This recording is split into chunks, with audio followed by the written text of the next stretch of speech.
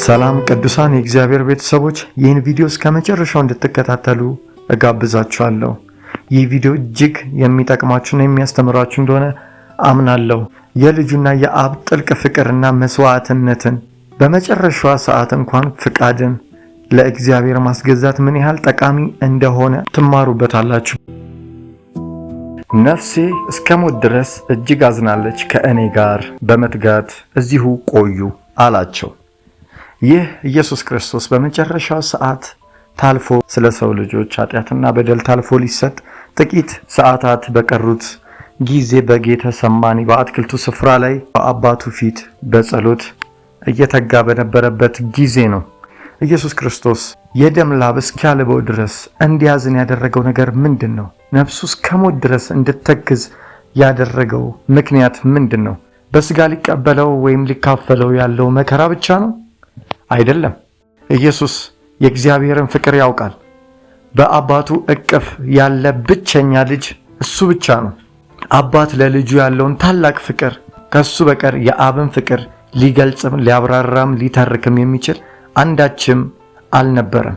በአባቱ እቅፍ በነበረበት ጊዜ እግዚአብሔር አብ ለልጁ ያለውን ፍቅር እንዲሁም ደግሞ ለሕዝቡ ያለውን ፍቅር ያውቅ ነበር።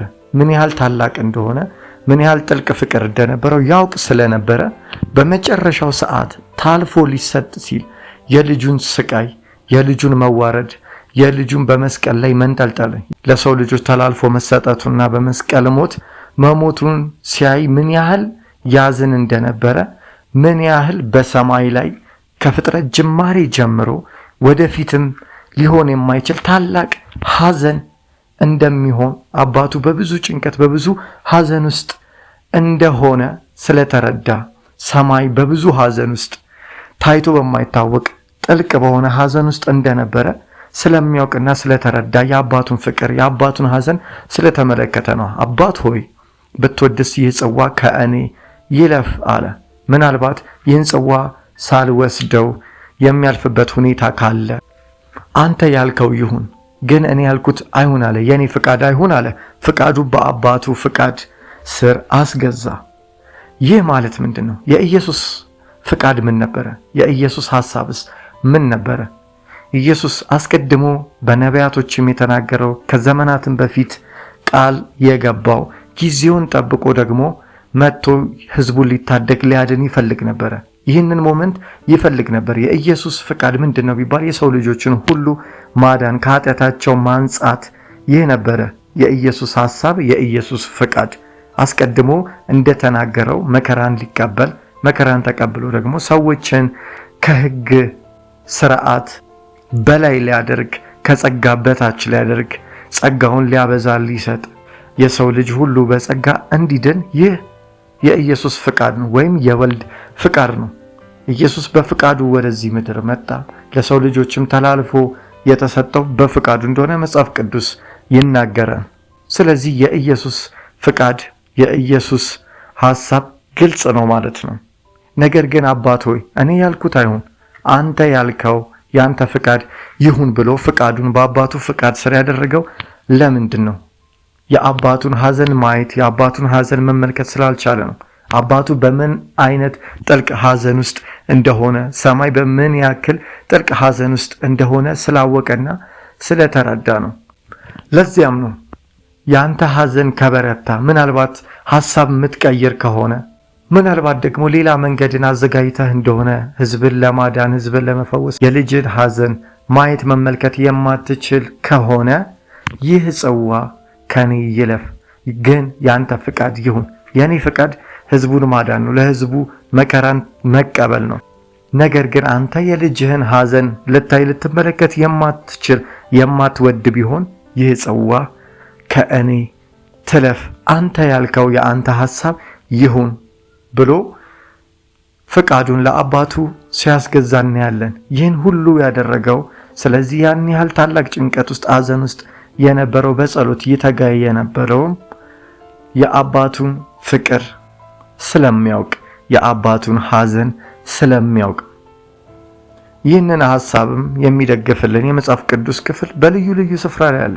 ኢየሱስ ከተሰቀለም በኋላ ይህ ሕዝብ የሚያደርገውን አያውቅምና አባት ሆይ ኃጢአታቸውን አትቁጠርባቸው፣ ይቅር በላቸው ነው ያለው ከተሰቀለም በኋላ።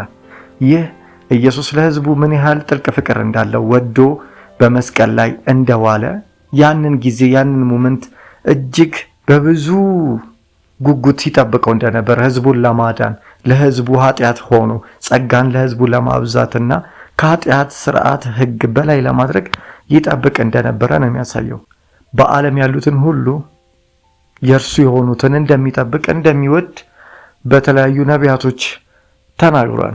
ለዚህም ነው ኢየሱስ ክርስቶስ ወደ ምድር በመጣ ጊዜ ታላቅ ደስታ ነው የሆነው። ምክንያቱም ለሰው ልጆች የምስራች ወንጌል ስለነበረ፣ ሰዎችን ሁሉ ሊያድን የተገለጠ የእግዚአብሔር ልጅ ስለነበረ፣ በላይ በሰማያት ምልክቶች ታዩ፣ ከዋክብቶች ታዩ፣ ሰብአ ሰገል መጥቶ ሰገደ፣ ሕዝብ ሁሉ በደስታ ተሞላ። ምክንያቱም የሰው ልጅን ሊያድን ነው የመጣው።